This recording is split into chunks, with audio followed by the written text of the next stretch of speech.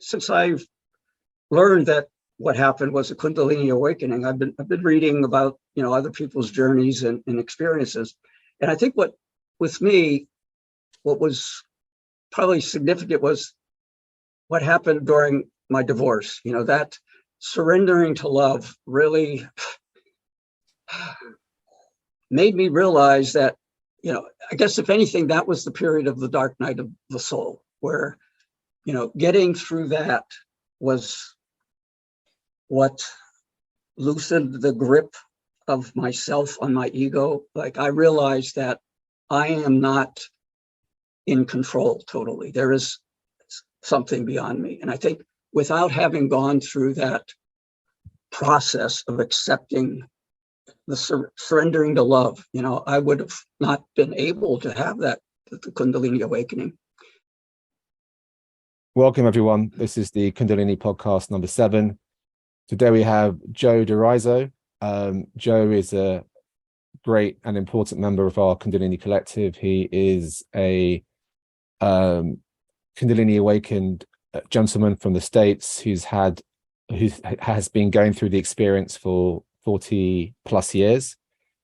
He has also been someone who's taken part and practiced the Sufi journey, and he's also had a normal life as a householder and as a father, as an IT worker and as a dancer. And we thought it would be interesting to interview Joe and just get his take and journey on the Kundalini and spiritual awakening process. So without further ado, I'm going to let Joe introduce himself and tell us about his journey. Thank you. Thanks for inviting me, Samir, Alan. I've been looking forward to this opportunity. I think I'll first start with actually describing the Kundalini Awakening event. I call it an event and not an experience because it was a once in a lifetime event. And then after that, I'll talk a little bit about my early childhood and what brought me into where I was to have enabled that awakening to occur, and then kind of discuss, my Sufi experience and some of my life as a dancer, whatever. So my awakening occurred in 1976. I was practicing a Kundalini yoga pose that I had recently learned from Yoga Bhajan. I had my arms behind my back. I was bent over, stretching my arms over my head. And then I slowly rose up. And once I came back to an upright position, I felt a surge of energy just from the base of my spine, rise up within a couple of seconds, reach the top of my head. And then instantaneously, I was immersed in a brilliant white light. I didn't see the light. There was no sensory perceptions. There was no ego awareness. There was only a brilliant white light. And that only lasted probably 10 or 15 seconds. And then I kind of returned to my waking consciousness. It was as if you're waking up from a sleep. You return to your awakening state. And I just felt a tremendous calm and peace.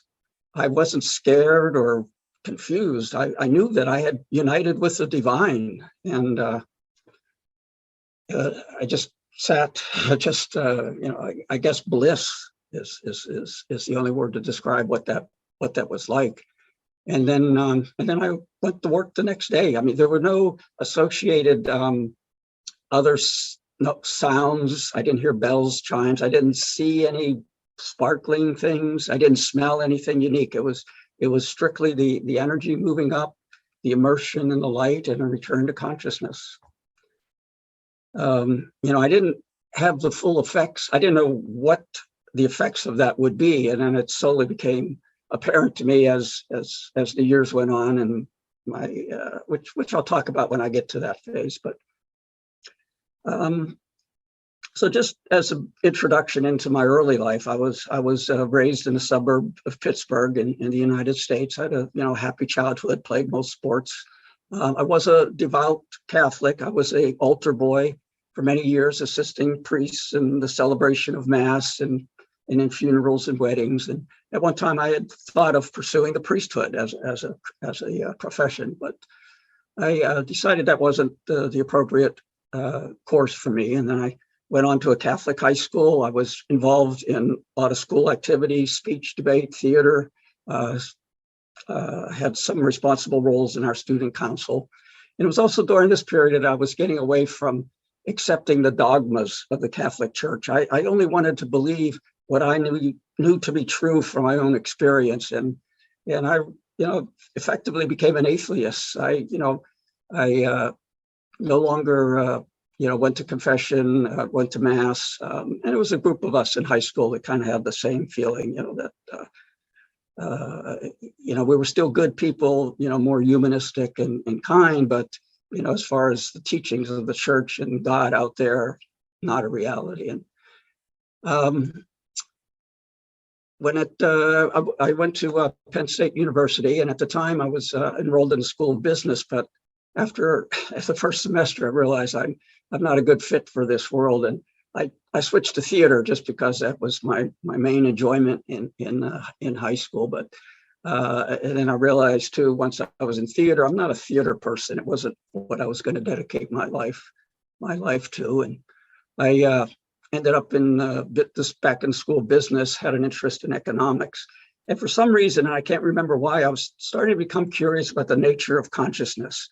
And I really wanted to pursue the physiology of consciousness. What is it within our brains that gives us this state of being and knowledge? And I was already, well in almost near graduation. I switched to accounting just to enable myself to be better employed or following graduation. And I had plans to go back to school, and I wanted to start exploring neurobiology, get into the understanding of the nature of human consciousness. And so my first job was as a management trainee in accounting and computer systems, and that's where I first learned software development. And it took me out of state, and I married my college sweetheart. She still hadn't finished her studies. She came to live with me in my new city in Kokomo, Indiana. She eventually continued her studies at Purdue University. And after a couple of years of working, I went back to school. I started over as a freshman in biology, intent on pursuing field in neurobiology. And unfortunately, our marriage, in addition to marrying very young and the pitfalls that young couples had, we had a lot of struggles, and a lot of it was aggravated by a problem she had. She was suicidal, and that was a struggle for us over the years together. Eventually, she was nearing graduation. She was applying to medical schools.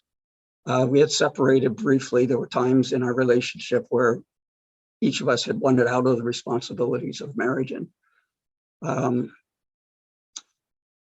she filed for a divorce, which I was shocked. I knew we had issues and things to work through, but I always felt positive about our efforts to work through them and continue.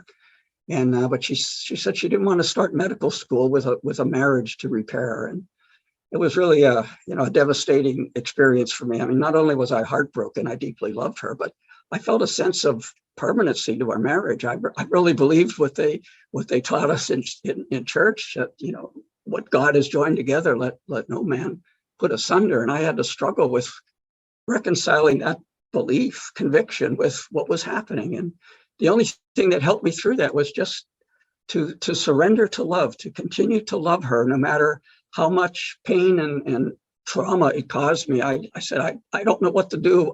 I'll just continue to love and support, her in that. And that got me through it. And then, she went on to medical school. I still had another semester at Purdue. My funding for studies was being discontinued. I was thinking of not staying in the pursuit of neurobiology. I mean, I was taking some lab courses, science classes. I like reading about it, but I didn't like the actual lab work that field would entail. And so I decided just to take some computer science classes. My intent was just to go back to the corporate world. And I had moved in after our marriage broke up. I moved into a house with a co-op house with 7 other people, 4 women, 4 men. And our house was a big social gathering for a lot of people in the community. And we were having a house party, dancing. And I was dancing with this one woman. She says, "Oh, you move pretty nice. You must like modern dance." And I said, "What's that?"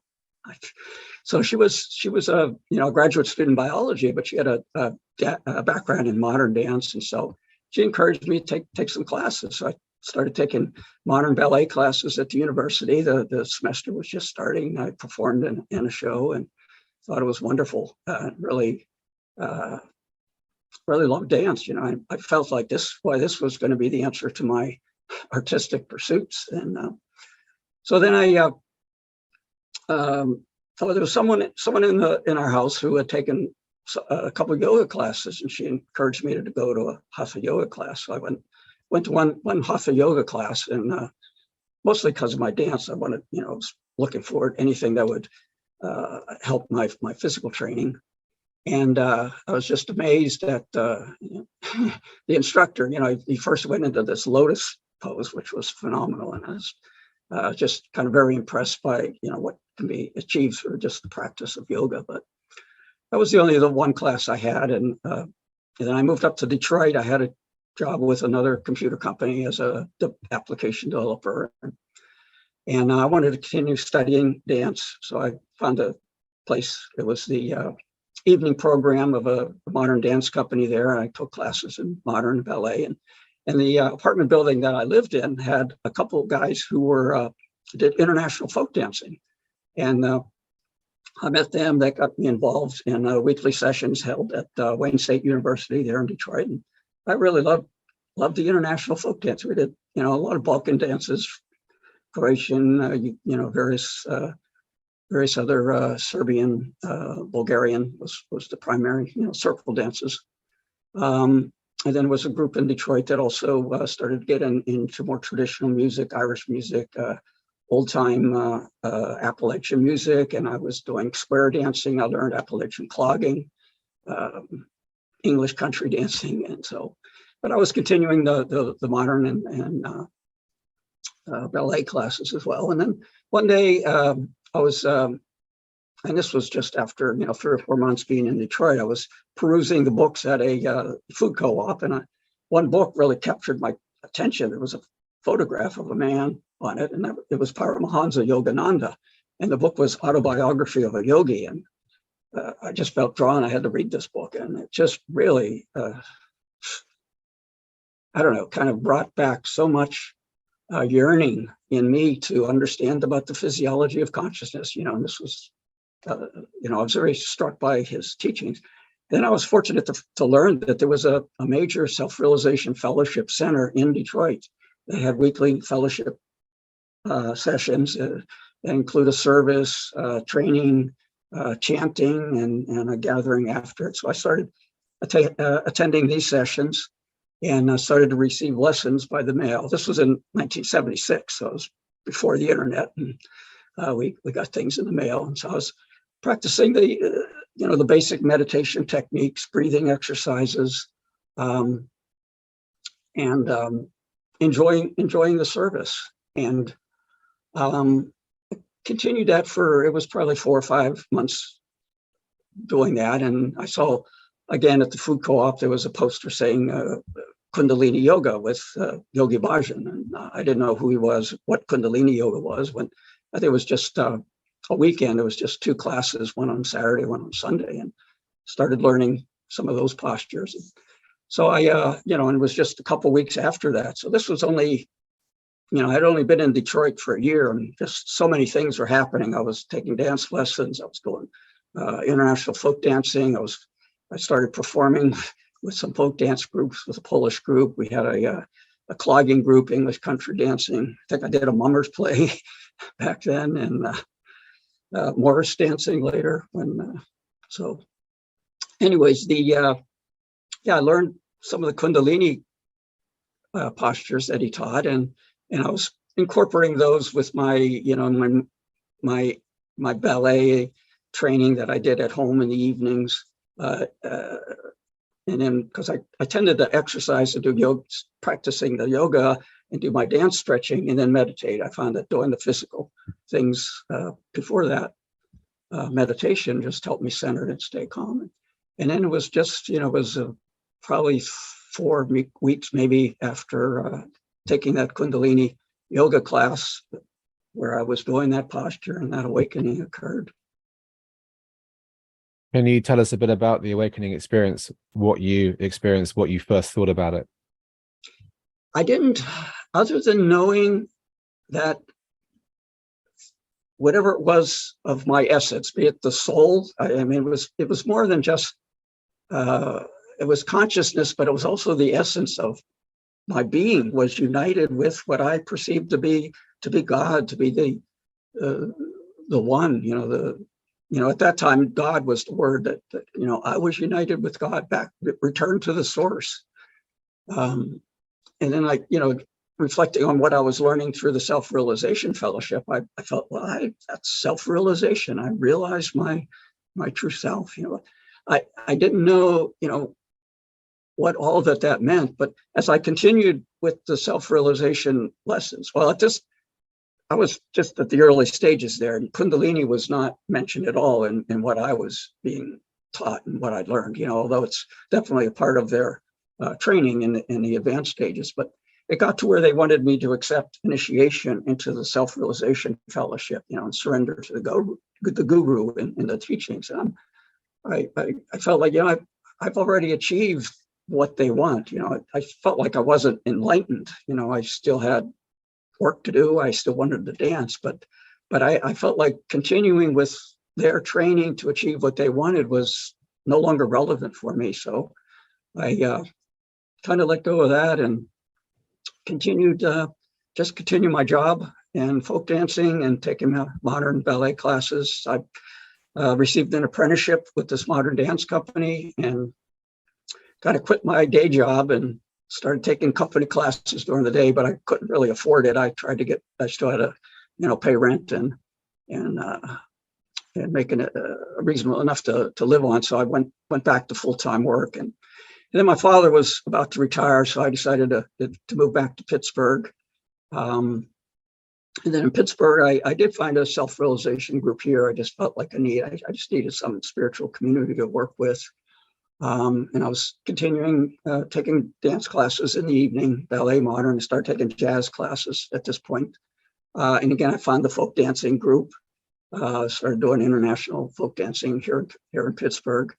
And then I started traveling, taking dance workshops. I did some workshops in Chicago. I went I think it was in 1980, I went to the Omega Institute in New York State, which I later learned was founded by members of the Sufi order in the West. They had a center not far from where the workshops were being held.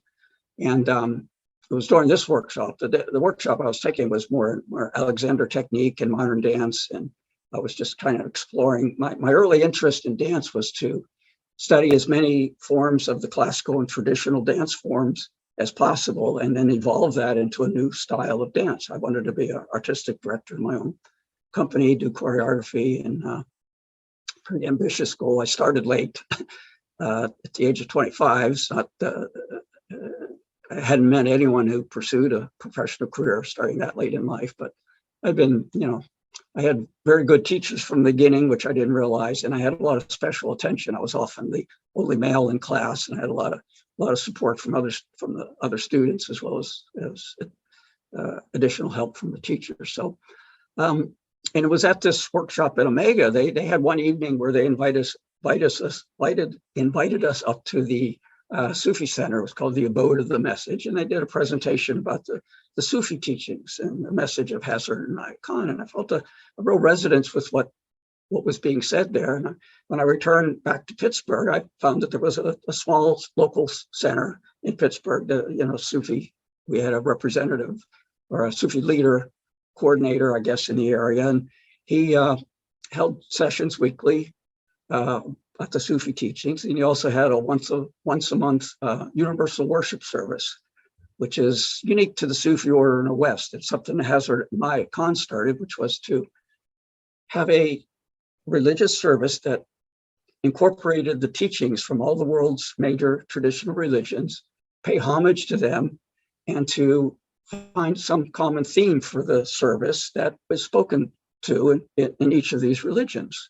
And I was drawn to that. I think back from my early years in the church, I liked the religious aspect of spirituality as well as the inner development work. And so I was attracted to that. And I also started then experience what's called the dances of universal peace, which are they're known as Sufi dancing in the West here, but it's simple movements, generally in circles, sometimes with partners, and it's simple songs and chants with from various religions with live music, just mostly. And I really enjoyed that experience. I think I've always enjoyed being part of a community where there's a common, like with international folk dancing, you're in a circle, you're in a group, there's an energy, that's just wonderful to experience. And I felt that same with the Sufi dancing. It was more of a spiritual level, more higher level than what I experienced in folk dancing. And I enjoyed that, and that became a part of the practices I enjoyed. And also in Pittsburgh, there was a group associated with, there was a Hindu teacher back then, Sadhguru Sant Keshavadas. He had a group, and he had a teaching called the Temple of Cosmic Religion. And his approach towards religions and spirituality was very similar to the Sufi tradition, which was to incorporate all the world's major religions. So I met him once. He was in to teach. He had a small group in Pittsburgh, and I had a private session with him. He did a reading of my prior life, which I thought was interesting. One was as a yogi in India and yogi dance, whatever that meant, and then also as an artist in the Native American tradition. And I'm not, for myself, I don't, accept that because I don't have any recollection of them, of those lives themselves. But I do see that artist's interest, the interest in yoga, as being part of who I am. So probably something there that that rings true. He also gave me a spiritual name, Nataraja, which you may know as the Hindu god Shiva Nataraja, the statue with him, which is sometimes called the Lord of the Dance. He also gave me a mantra. It was Om Aim Saraswatiye Swaha. Saraswati is the Hindu goddess of art and religion, poetry. And the mantra is to, is basically surrender to the wisdom and the guidance of Saraswati. So I still do that mantra practice. I've been doing that for 45 years off pretty regularly as part of my routine. And then the following summer, I went to a week-long meditation retreat at the abode with Pir Vilayat. It was my first meeting with him, and I guess blown away would be appropriate to describe the presence that he brought to his being. Just, if one could say, what is it like for a human to express the divinity of creation? It was meeting Pir Vilayat. And towards the end of the retreat, he was doing initiations, and I wanted to be initiated by him. And he met me privately out in the path. The retreat was out in the woods in a tent, and he had a space where those who were accepting initiation would go meet with Pierre. And he put his hand on my shoulder, and I never felt so much power in any one person, just like placing his hand here. And he asked me, I don't remember the exact words, but it was something, do I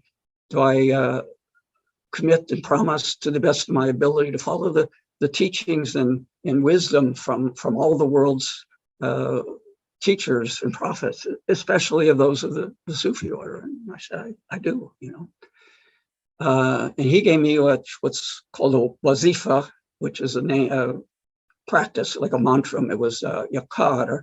Qadr is one of the 99 names of Allah, and each of the names of Allah express some attribute of the divine. And Qadr was inner power, strength.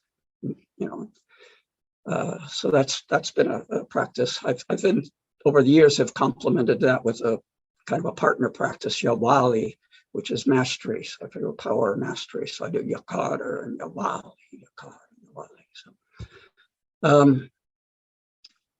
So then from then on, I kind of followed a Sufi way of inner development. And I went to probably another 4 or 5, either 3-day or 5-day retreats up at the abode. I attended a couple retreats held by teachings, whatever, by some of the senior teachers that were visiting Pittsburgh or in Cleveland, a couple of those. I started reading the books that were captured from the teachings of Hazrat Inayat Khan. I was reading those on the way to work on a bus, and then doing, continually to be engaged in the Sufi group in the Pittsburgh area. And then I started, I enrolled in the School of Universal Worship to pursue becoming what's called a shirag, a minister, one who performs the universal worship service. And it consisted of weekend trainings up at the abode with 2 of the senior teachers, learning each of the world's religions to some depth. I mean, it's more of a survey review. And then we had a lot of homework to do. I found that the questions, what they wanted us to learn, it didn't seem to be what I wanted to learn. I kind of was more interested in the traditional paths that these religions offered, but that's not what they were teaching. They were teaching the more religious aspects, how to be a good person, what are the practices and the teachings of that belief that are given to people to practice and to live their lives. And it got where I pretty much completed the trainings off-site. I didn't do all the homework assignments, but I felt like, my calling is not to be a priest. I'm an artist. I need to really focus my life as a dancer and to pursue that. So I kind of dropped out of that program. And then, I felt, that there was much that I learned from the Sufi teachings and practices, but on the other hand, there was a lot of it that didn't seem relevant. Like Pir Vilayat in his retreats, he did a number of things. I mean, there were breathing practices, and then some of which I did, some I didn't follow, and then some of the ways in which he tried to get people to elevate their consciousness. And I had difficulty with that. I felt like I already was there. I needed to bring it down, and it was, some of his teachings really struck me. When at one point I was reading one of his Pir Vilayat's books, and he talked about meditation having 4 directions. The first is from outside within, which detachment, and then from within upwards, resurrection, and then from upward down within, incarnation, and then the 4th, expressing it out, radiation. I said, that's the part I'm interested in, making God a reality in my life, how to radiate, and then I called the work I want to do with dance radiant dance. I wanted to bring joy, love, peace through movement and joy, and I've since kind of adopted those directions as kind of what I view as the mystic's journey. I mean, you first detach, whatever's the lower self or the ego consciousness, you want to minimize that, draw attention away from that so that you're focused, and then you want to rise up to the light, and then breathe in all this, love, peace, glory, wisdom, joy, truth, make it a part of your being, and then how to express that in your life, in your work, in your relationships with people, in your very being. Hazrat Inayat Khan has said, judge people not by their words nor by their actions, but by the atmosphere they create.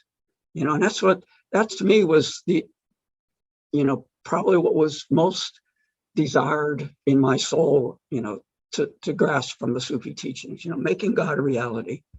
And then that's, following with, I think it's a hadith of Muhammad talked about, God wanted to be known, wanted to make himself known, and created man so that he may know. And so we are, God experiences life through our being, and so we need to be out, we need to do things, we need to create, we need to love, and, probably I've talked about some of the Sufi practices, and the main meditation practice that I learned is the zikr practice. Zikr is a mantra. There's many forms of it. The primary one has a specific name. I don't know what it is, but it's La ilaha illallah, and it's the Arabic words. And the literal translation is all that exists is God. There is nothing but God. But the mystical, the Sufi interpretation of that is that all that exists is God. There is nothing but God. And so the practice involves a circular movement of the head and then a striking of the heart and then the raising. And usually, you complete the practice with the word who, which is who is the uniting, feeling one. So you just repeat that, and it's kind of been my main spiritual practice meditation practice. I do it sometimes walking, breathing,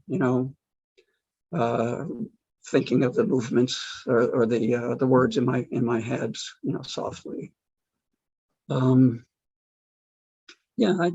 don't know what to say about that. I could talk more about my dance. I said, I had these guardrails. At first I wanted to have a jazz based company, and I had some serious back issues. I was born with a curve in my lower spine, and it caused many injuries and made it difficult for me to continue the technical training. I never advanced more than the intermediate level, probably in modern and ballet classes. But as a performer, I did quite a bit with folk dancing. I've appeared in probably over close to 20 different groups, variety of styles. I danced with a Polish folk dancing group, Israeli, Croatian, Hispanic, clogging, Appalachian clogging. And I also appeared in some community ballet performances in the Nutcracker, some modern dance performances, local groups. I did movement to poetry. I did some choreography, freestyle choreography. I danced in a nightclub for a while when I lived in Detroit. We had a group. So I've done, and I've done social dancing, as well. So it's kind of still been what I want to do with dance. I'm slowly kind of incorporating kind of different, I remember dating someone years ago when I lived in Detroit. She says, "I like you, I enjoy being with you, but I don't know who you are. You work with computers, you go fight folk dancing. I really get. Then you have the spirituality, you meditate, and then you take ballet classes. Who are you? So I think, my life has come to a little integration, where things are coming together, and who I am is a little more complete in one. It's relatively easy for me to say who I am and what I'm doing. But and I also, again, I wanted to at one point I went back to the School of Universal Worship with the intent of making my dance an expression of all the world's religions, in a way to kind of combine in dance the teachings and the feelings, the notes that each religions bring. And then, again, I got away from that. I don't want to be religious. I just want the truth, the inner spirituality. And some of the Sufi teachers, at least in the Order of the West, I'll say, Sufism is that underlying essence that lies within all religions, and it's, and as others, some others have said, that the scholars of and priests, of religions, of each religion, are in disagreement about what they're, but it's the mystics that are in total harmony, that are in full agreement, And so I wanted, what I want to do with dance is again that radiance, So at times I might be working on some movement to focus on the detachment, some that might work on, rising, someone bringing in, but mostly want to bring it out, express different qualities through the movements. I know there's a lot of traditions, like I also studied African dance, Afro-Caribbean dance, I studied Katak dance, I studied belly dancing, yes. But there's a tradition in the Yoruba religions, Afro-Cuban, they have dances of the Orishas. The Orishas are various gods in that. And each of the dance, like the one I remember strongly is the dance of Ogun, god of thunder, strength, and the music is powerful, strong, and the movements, and I think, there's mudras, hand movements that evoke certain traditions and feelings, and there's oneness between sounds, between movement and the essence of that quality. And I think through movement and dance, if you evoke those qualities, they can become become a part of you and then can be expressed in your life. Joe, thank you for that. Can I sort of rewind? I want to take you back, back to the Kundalini experience. And this, I'm curious because I think for many people with Kundalini, maybe many people find it sort of a clearing process, in the sense that many people, I definitely include myself in this, have had past events. There could be perhaps childhood trauma, perhaps, or social conditioning. So, and in the sense that people might identify with status in a job or something on those lines, so that because of past events or the social conditioning, perhaps people are sort of out of line with their true self, and the Kundalini is trying to work through that to sort of clearing, but putting people back in harmony with who perhaps they truly are on a deeper level. I suppose what I'm curious about is that how was there any before or after for you, in the sense that if you're looking about to do with, say, your self with small s, did you feel that there was any kind of shift about how you perceived the world or yourself? I understand, and I've been, since I've learned that what happened was a Kundalini awakening, I've been reading about other people's journeys and experiences, and I think what was probably significant was what happened during my divorce. That surrendering to love really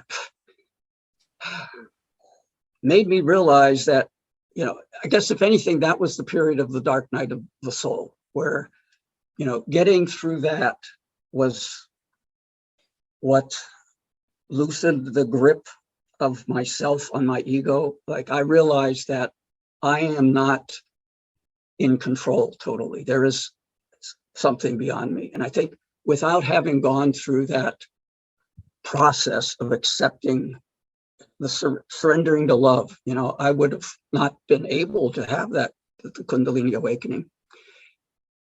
The one thing I will say that when that energy was coming up, it was powerful, and I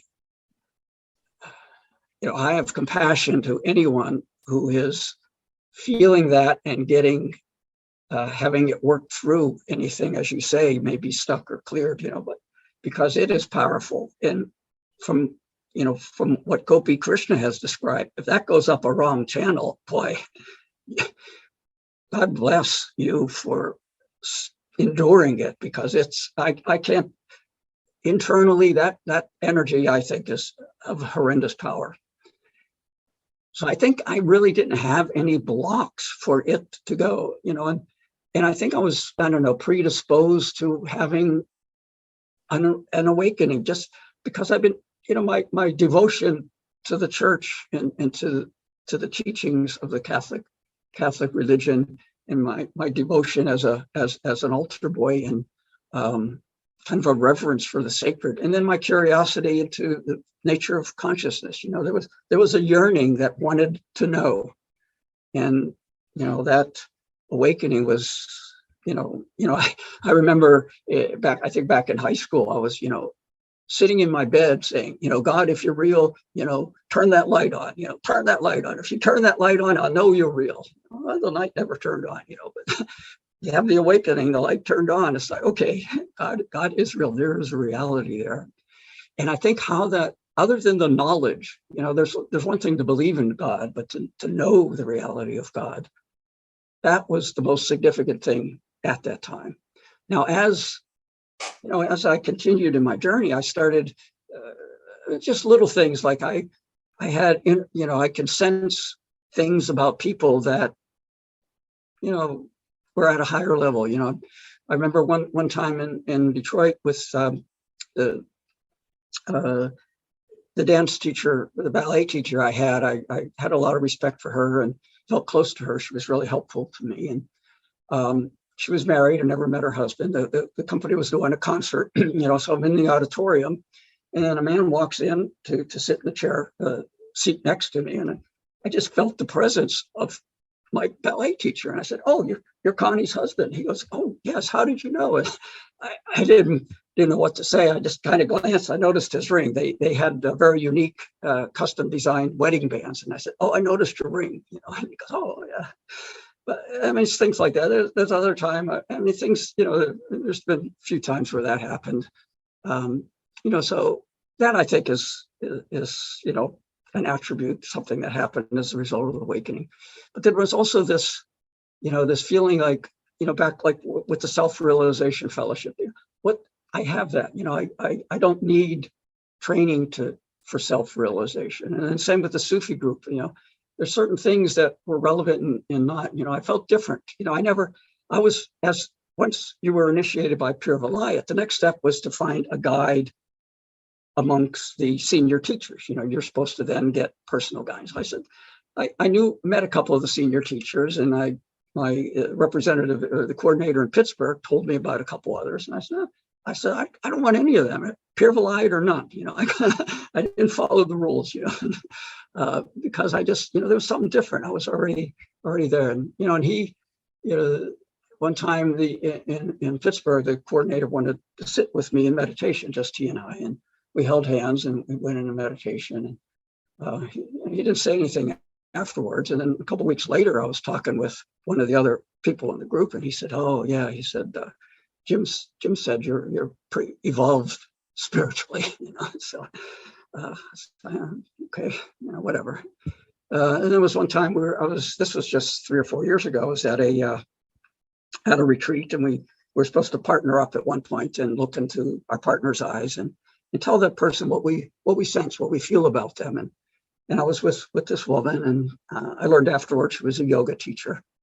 And I said, I sense a lot of compassion and inner peace, calm, inner serenity, and compassion. And then she holds my hands and she looks in my eyes and she says, "I see a mystic." I said, "What's that mean?" "You see a mystic? Okay. So, and I don't know. And I, just little things like I'll, taking a walk and I catch the eye of someone and they immediately say hi. I just feel like a compulsion to acknowledge my presence. But I don't, back to your original question, what's changed, and I think if anything, there's been and as Hazrat Inayat Khan said, the Sufi message is a call to action for those who have awakened. And I do feel the responsibility, I think one of the reasons I got involved with this group, with what you and Samir are doing, is I feel I have something to offer that may be of help, so if I can, if, people listening to this and have any questions, put them in comments, I'll come back, I'll respond. I feel an obligation and responsibility. I feel it's something I can do. I'm not going to be a priest. I'm not going to be a Sufi teacher. I'm not a Kundalini master. I'm doing what I can with dance, but I think I have something to help with in this process. So, yeah. And I am, I'm 73. I'd like to leave some, positive things along the way. Thanks, Joe. Can I ask you to maybe go back a bit and talk about Sufism just in general? So for people who don't know anything about it, what is it? Can you give me some background to the movement?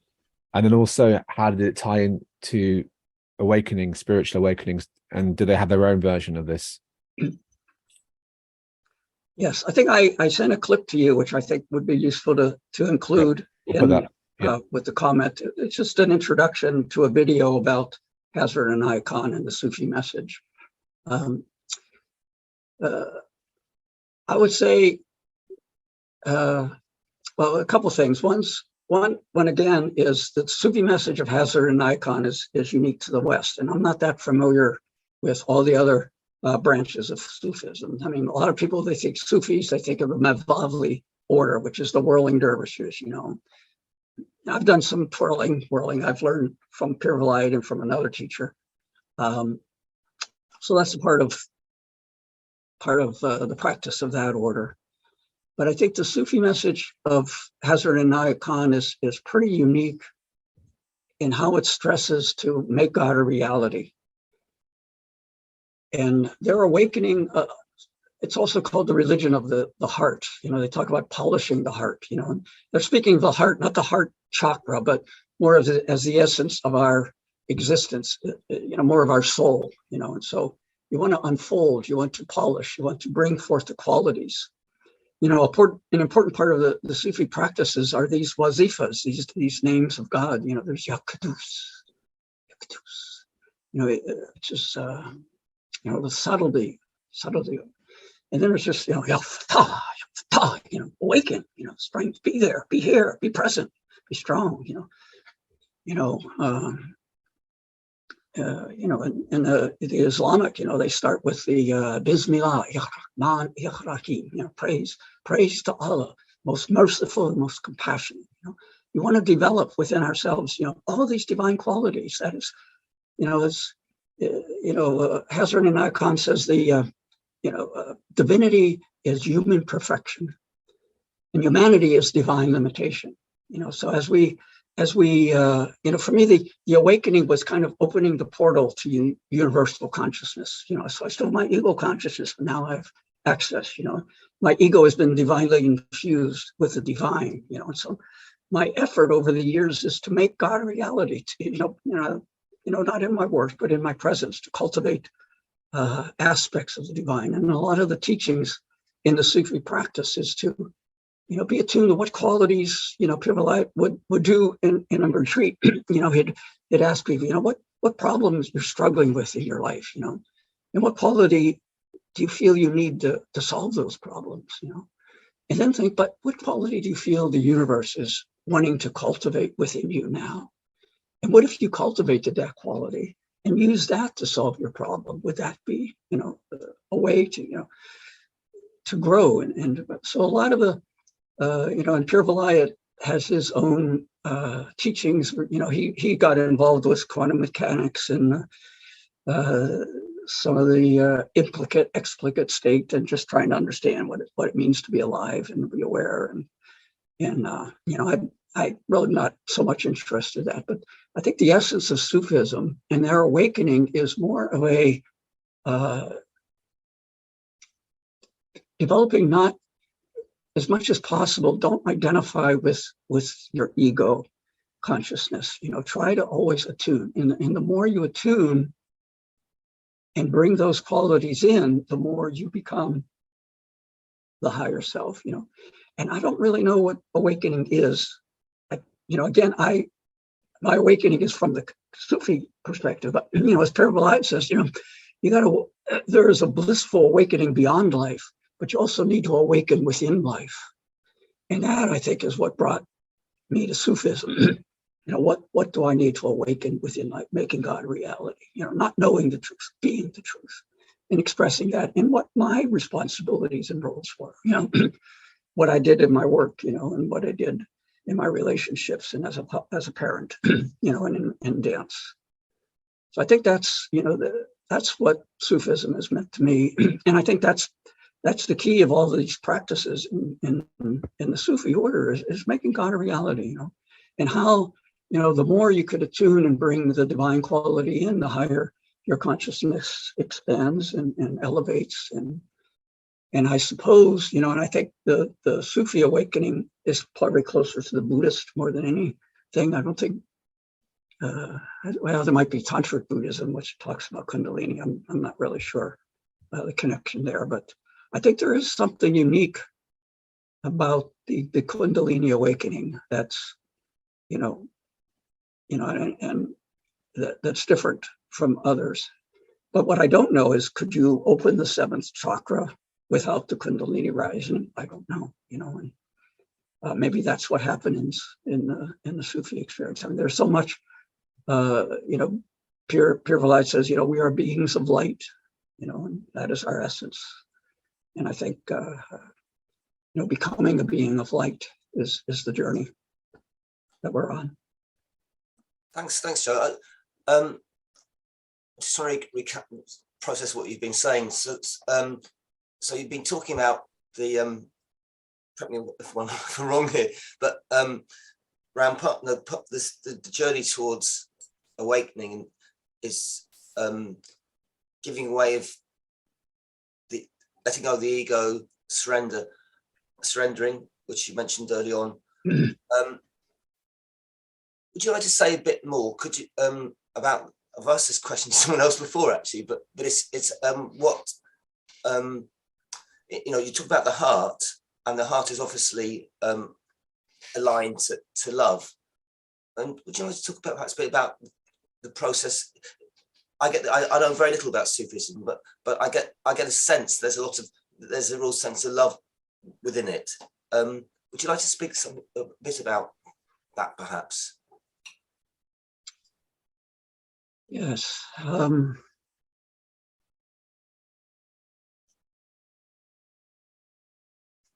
think there's one little prayer, and it's done. You could do it as partners, but it's from you I receive, to you I give. Together we share, and from this we live. And that's it's cultivating an openness in a unity capacity, so that you have within you the capacity to join others. As Christ says, when two or more are gathered in my name, I am there. And I think, the Sufi teachings really try to open the heart, and allow that to be the vehicle which you can to love and to join, and so many, again, that's surrendering, not identifying with your uniqueness, recognizing you are a part of a whole. You're a drop in the ocean. The ocean is a collection of drops, and we're all, drops, separate, but together we are of a greater being.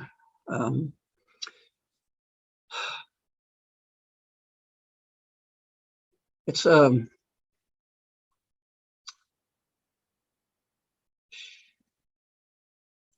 I think just for me, having done the zikr practice often and frequently, and I know over the years there's times when I didn't meditate as often as I did, maybe only in times of crisis or issues. I thought I better meditate, and I think if I have any regrets in my life, it's that I didn't meditate regularly. Pir Vilayat talks about keeping yourself trim, not just physically, but maintaining that attunement. It's easier to get, you're in life, you're engaged in things, your mind gets struggling with, everyday issues, your chakras can get clogged up. You need to keep them clear, keep the attention, the energy flowing. And, so the meditation, whatever practice is suitable for you, is really necessary. But I think how does, I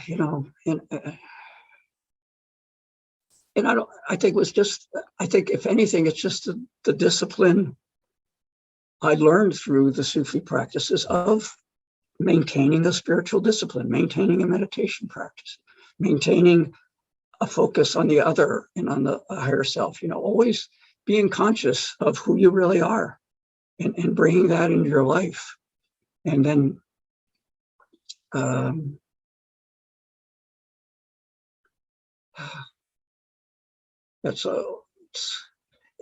don't know, as I don't know if there would be anything in its essence that's unique in Sufism that's not in the essence similar to other paths. I mean, it's what you're trying to achieve is the same, and there might be nuances. Even within the Sufi order, there's different interests of people and practices that motivate them or that they find attunement with. But I was just thinking this image of what's called the Sacred Heart of Jesus, where there's the crown of thorns around his heart, and it's just open. And I'm just reflecting. You're familiar with the book The Prophet by Jahil Gibran. I've reread that, probably a dozen times over the years. It's good, there's wisdom there and knowledge.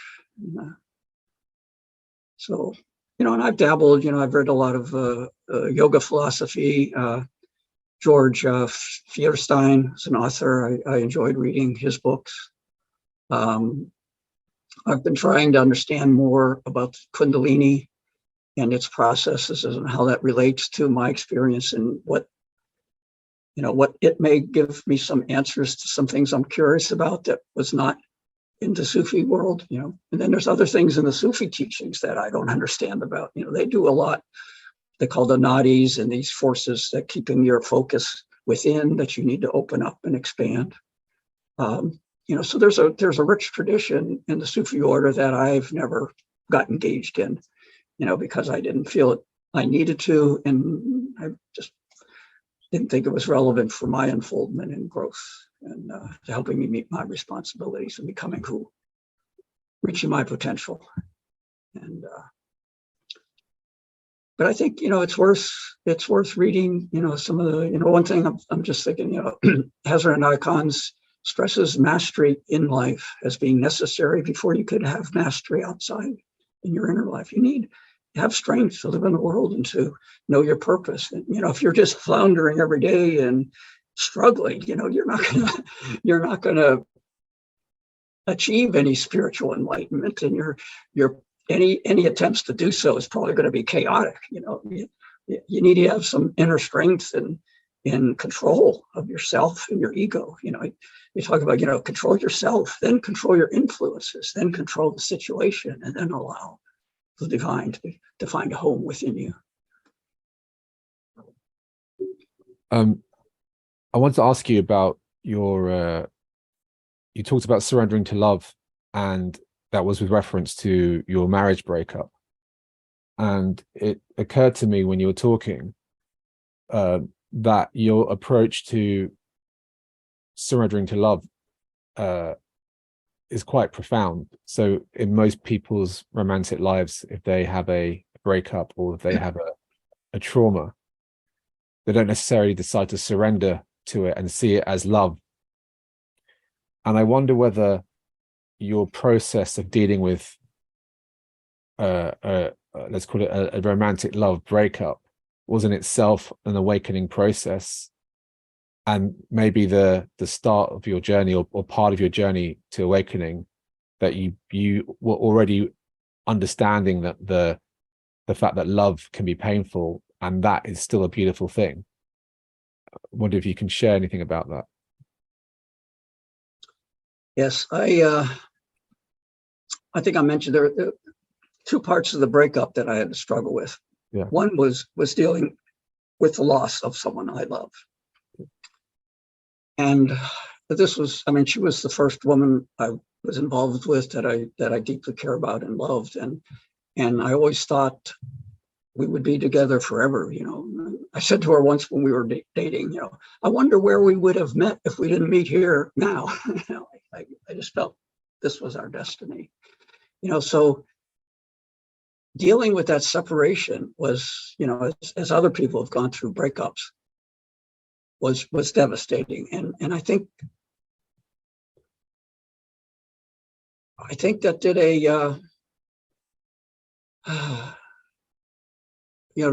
to come out of that hole requires a lot of inner strength, and it does. It is some sort of awakening of the heart chakra. To know that. I think what Hazrat Khan says: when someone strikes my heart, it does not break, but it bursts, and the flames shooting forth act as a torch to light my path. That's what it was for me. But then on the other hand, there was the whole idea of accepting something. Pirvalai talks about reconciling the irreconciliables. I had to accept that what I believed to be our marriage to be permanent was not permanent, that it was broken, and intellectually, that did a number on my brain, that was more than a heartbreak. This was like, okay, all that I held to believe to be true is not true. So what is truth? You know, where do I find what it is that I can believe if I can't believe what I believe is the most essential thing that was ever real to me and permanent was our marriage, and that has been dissolved. You know, so there was a real shattering of my ego consciousness and grip. You know, so not only was my heart purified and open, you know, my higher levels of consciousness were, you know, available for the truth, you know, wisdom, you know, and I think that's what allowed, you know, certainly without that marriage, you know, that, you know, both clearing where my heart area and the higher consciousness things, just, you know, there was nothing there that needed to be worked through anymore. You know, it was just freedom to go beyond. How did you look at romantic love after that? Well, I had several relationships since then. My second marriage, my son's mother and I had a rough marriage, and that ended when my son was only I think 4 or 5 years old. So most of my child's life, I've been a half-time single parent. You know, he grew up spending half 3 or 4 days a week with his mother, 3 or 4 days with me, and he's still not a fully functioning independent adult. He's living with me now, but he's making progress and has some he had ADHD and some issues from that. And then I had a couple, you know, I had 2 broken engagements. One was a devastating, heartbreaking thing, which you know, I got over. You know, because I knew I could accept that it was over and deal with it more quickly now after going the first one. And another broken up because of situation beyond our control. You know, we both wanted to stay together, but things were not possible for that. So, you know, I'm still, you know, I'm single now, but you know, there's someone I'm dating that I'm pretty optimistic about, and we have a lot in common and care about each other. So I'm seeing where that goes. I'm looking at a quote from Halil Gibran, one that always stuck with me, and I read the book after I had a painful breakup in the late 90s, early 2000s. He wrote that your pain is the breaking of the shell that encloses your understanding.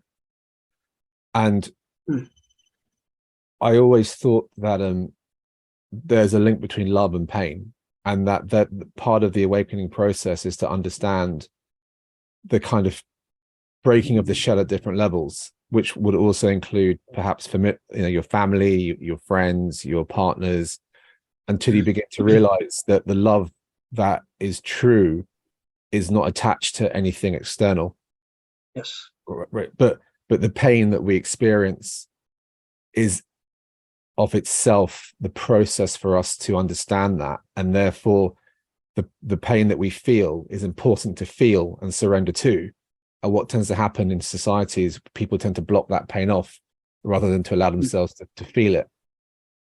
So I you know, I wonder how you feel. Do you feel, how is your process after surrendering to love? And you know, you talk about these relationships. Do you allow yourself to feel the pain, and how do you view love now? As you know, there's the love of God, there's a beloved in Sufism, but then we use the word love in relationships, or we love our family. How do you process these loves, and how do you let it inform you in how to live your life? Yeah, that's it's ongoing, you know, relationships. I was just thinking about well, Pir Vilayat's passed on about a little more than 15 years ago, and his recording engineer who managed the sound system and recorded all the meditations that Pir Vilayat would conduct over the years, you know, like 30, 40 years. I don't know how long the engineer was a part of doing this job for Pir Vilayat, but he wrote a book that was published a couple of years ago. And when he said, you know, he and Pir Vilayat were pretty close. So he said one time he asked Pir Vilayat, he says, you know, in all your meditations and lectures and writings, you know, you talk so much about helping people live their lives and their job and dealing with loss, and earning finding the right career and really, he said, you never really talk about the relationship between the love and the woman, love between man and a woman. He says, Pierce says to him, well, if I ever figure that out for myself, maybe I'll give some guidance.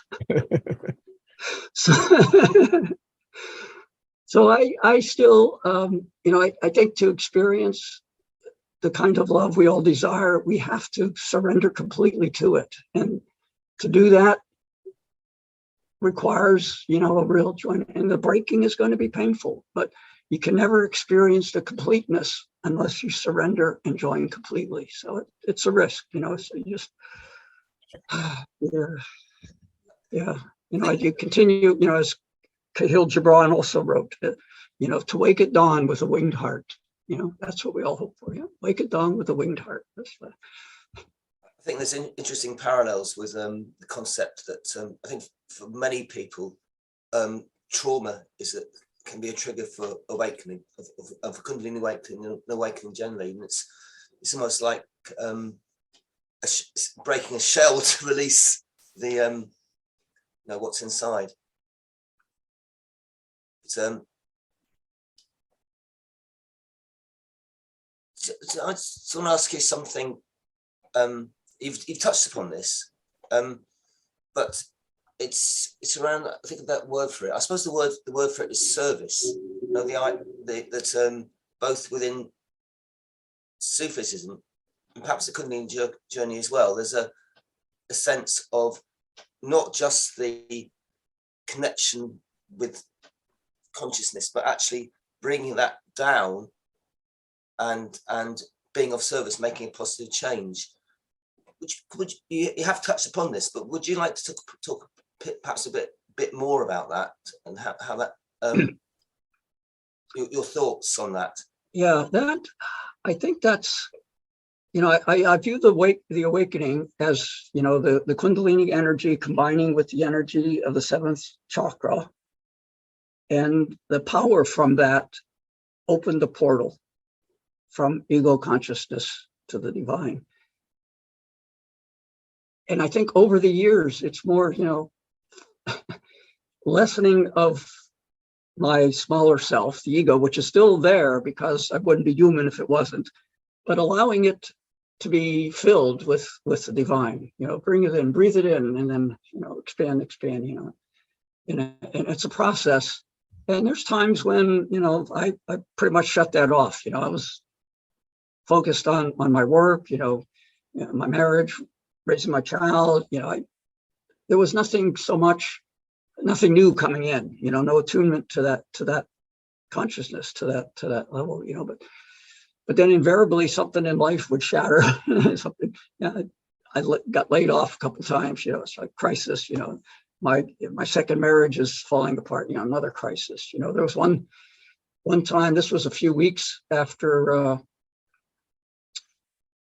my son's mother had said she wanted to leave the relationship to end the marriage. It was just terrible. I was more, we got together whenever my mother was dying. My mother was dying of cancer, and I really turned to her for a lot of strength and support. And I really, that was what drew me and built our connection, but there were things since then that when we were dating where, things aren't quite right. And I didn't understand why, but I thought things would eventually, evolve and, but they never did, and so I wasn't surprised that we were breaking up. But what was devastating to me was the breakup of our family. I mean, we had a child that I felt that family, regardless of the relationships that we had between each other, between me and my wife, and that we had a unit as a family, and the breakup of that family was what was devastating to my love, to my heart, and I remember, struggling with that so much. It's terrible. This is terrible. When my son first understood that we were breaking up, he cried. He just couldn't handle. What made no sense to him. How could his parents not be his family anymore? But there was I remember one night I woke up in a terrible sweat, very hot. I don't know what my internal temperature was. I could literally hear my heart pounding. And I was sweating profusely, just pounding, pain in my heart. And then in an instant, poof, my heart quieted down, my temperature immediately dropped to normal. And I just felt this tremendous calm and peace and resolution of the process. So, from that, I knew, whatever was happening in that trauma and that pain and the hurt was gone. I saw a quote. You had written a quote. I can't remember. You know who it's from. I don't. But I thought it was a really great quote. So this is a quote that you wrote. Awakening beyond life can never be the final goal. It has to be followed by awakening into life. Don't you want to talk around that quote? Yes, that was the words from Pure Vilayat. And that's what I think, that's probably the primary teaching that resonated with me. I didn't hear that at the time, but that's what drew me to Sufism is how to awaken in life. And I think for those, starting a spiritual journey or moving towards the awakening beyond and awakening within at the same time, but and I don't know if either of them is ever complete, but awakening beyond life to me is that state of complete samadhi and immersion where you're, I've heard the expression samadhi with open eyes, and I think that's what we really want to strive to achieve, is to be awakened beyond. So our consciousness is very much in tune with the infinite, with the one, yet in our presence and in our actions and in our activities, we are attuned to that and instill in life. And that's how how do you awaken in life? It's to, I'm just thinking about another Eastern spiritual teacher. He says there's only one vice, that's lack of God consciousness. There's only one virtue, and that's God consciousness. So as we go through life, we want to strive for God consciousness continuously and to avoid the lack of God consciousness, So whatever that's self-realization or Christ consciousness or Krishna consciousness, or it's how to make God a reality and to experience heaven on earth. And to do that, you need to cultivate divine qualities within yourself and let the lesser, ego-driven desires, be what they are, but not give in to them. Pure Vilayat talks about, the spiritual path requires renunciation to let go of things in the world, but then renounce renunciation out of love.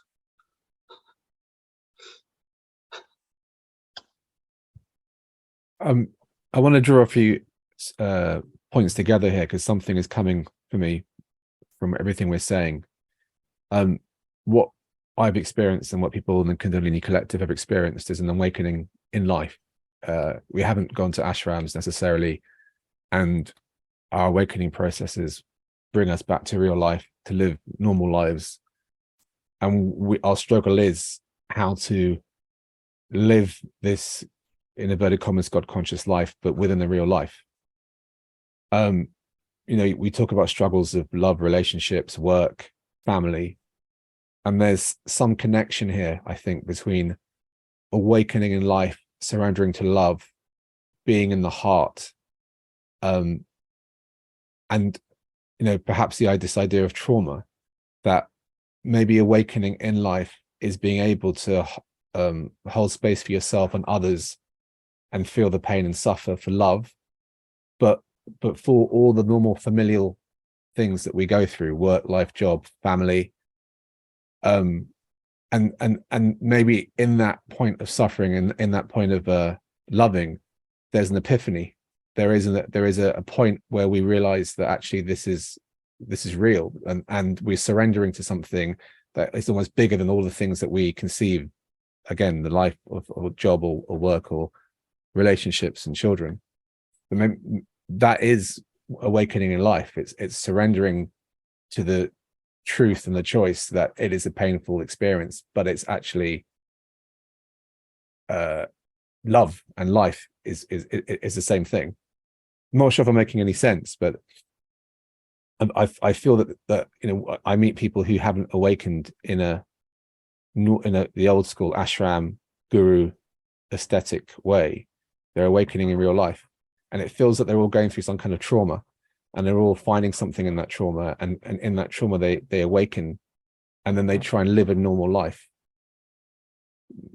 Do you feel anything about that? Yeah, that sounds wonderful, Samir. I think there's a lot of wisdom being expressed in the way you explained that process.